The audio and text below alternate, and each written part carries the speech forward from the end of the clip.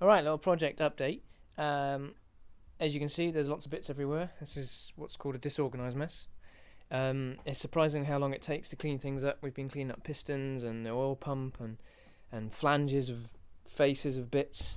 What you just saw on the time lapse was, I think, the bore's being honed. There's always a big gap between these videos, I'm afraid. We have a dribble of oil. Can't have that. So we've had different faces cleaned up already. All the parts cleaned up, dry in here. All bearings checked. First few bearings have been put in. Main bearings here. And we're using some of this stuff, engine assembly lube. It's like a really sticky red oil. And you can see it kind of down there. But it's quite sticky, which is ideal because it sort of sticks to all the components before the oil pressure builds up and we get some oil, which is obviously rather important. So what we're just going to do now is be popping the crank in. So we're actually at the point now, thankfully. I think it's the first point in this project, and it's nearly 9 months now, I think, or nearly a year possibly, since actually something's going back together. So that's a big thumbs up. Project going back together. Hashtag / Facebook. Anyway, standard crank, standard bearings. I'm going to need a new crank pulley for the belt because a little part that's broken off, unfortunately. Should be easy to get. So I'm going to pop the crank in now, and then hopefully we can start thinking about pistons and new fancy conrods. So we'll show that in a bit, I hope. Maybe this episode. Maybe. Shiny parts. Go back together!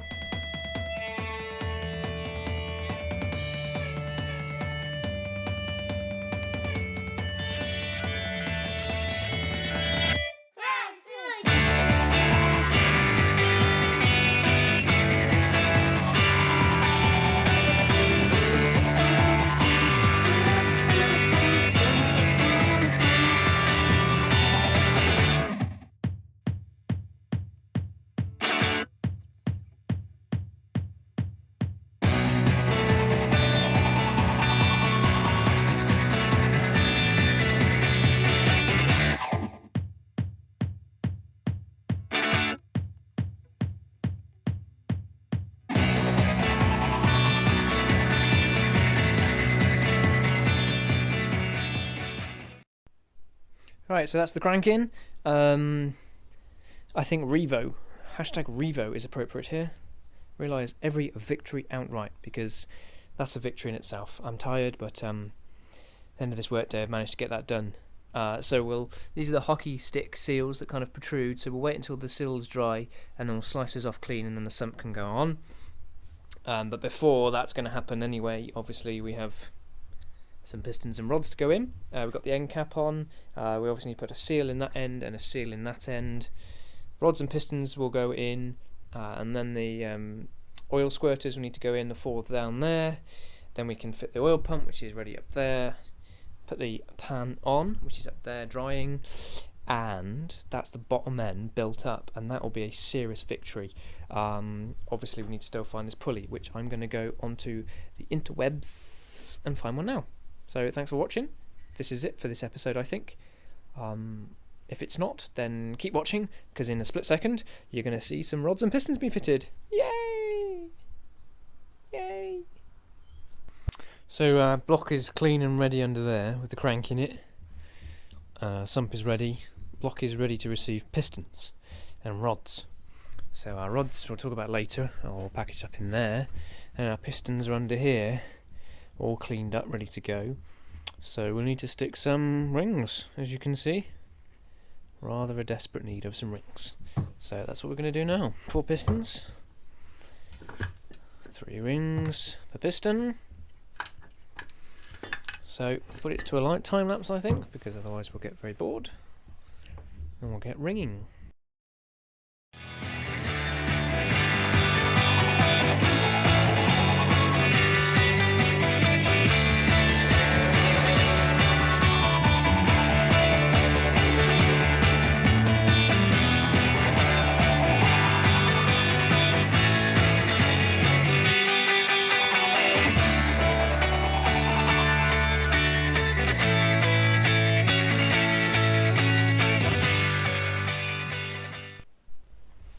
Right, so that's all the pistons ready.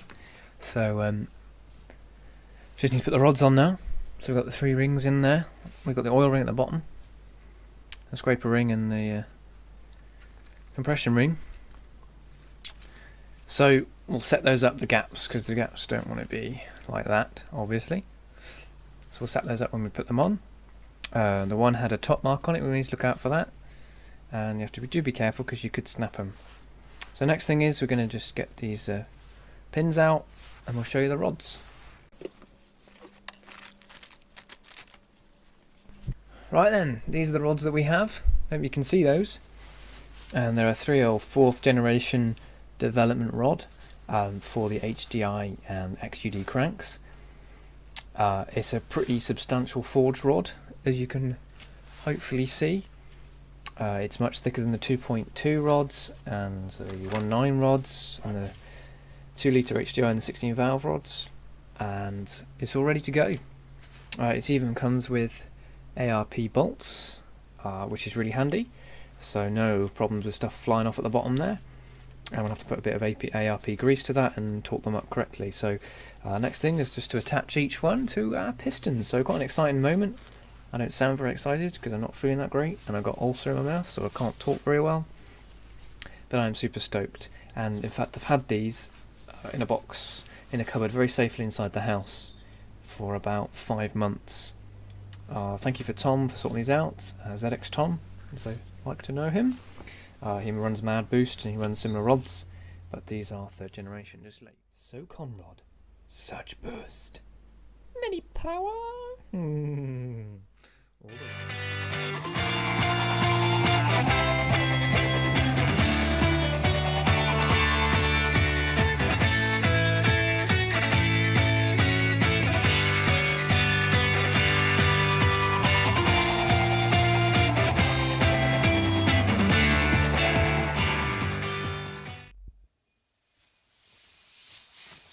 Right, so I've had my lunch. It's the weekend, and I watched some Colin Firth, so I'm a bit more psyched out, full of energy, sort of. I could do with just sitting there having a beer, but I have a block that's ready to receive some pistons.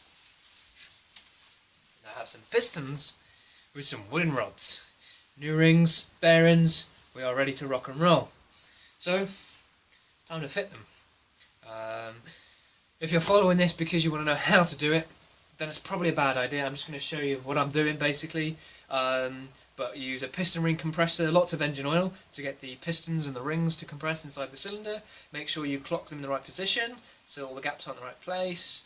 And then you'll need to make sure the torques are correct for these bolts. These are going to be different because they're ARP ones. If they're ARP ones, ARP will give you the torques you need. Make sure you put some grease on them from ARP. Have I said ARP enough? Do you just say ARP? Don't know. Anyway, last time we're going to see the smiley faces, people. Any power.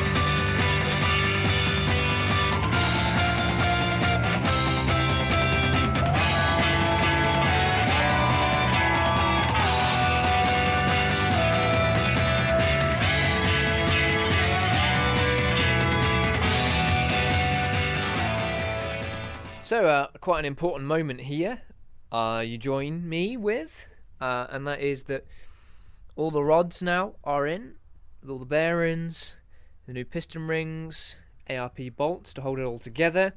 Oil pump is on and primed, as primed as it can be really. I just like to try and feed it with some oil and then pump it around a little bit just to make sure there's oil in there. So as soon as you start the engine, that this starts building pressure. It happens pretty quickly within a couple of turns, but it's got some oil to go with straight away. This is where your dipstick sits, as you can see. So it doesn't actually sit kind of in the sump, but this kind of fills up with oil and gives you the level, which is why you should always give it a moment when you adjust the oil level. And the sump is all cleaned, so that's an edge nice and clean. The sump itself obviously cleaned up. The flange is all nice and cleaned off now. We've cut flush the hockey stick seals, and the sump will be going on. So a monumental moment, because this should be the last time that we see these, probably my favourite part of the whole build so far, which is those amazing, awesome, just awesome, epically awesome Winrods. So goodbye, Winrods. I hope I never see you again, because I don't want them coming out this way, or this to have to all come off again.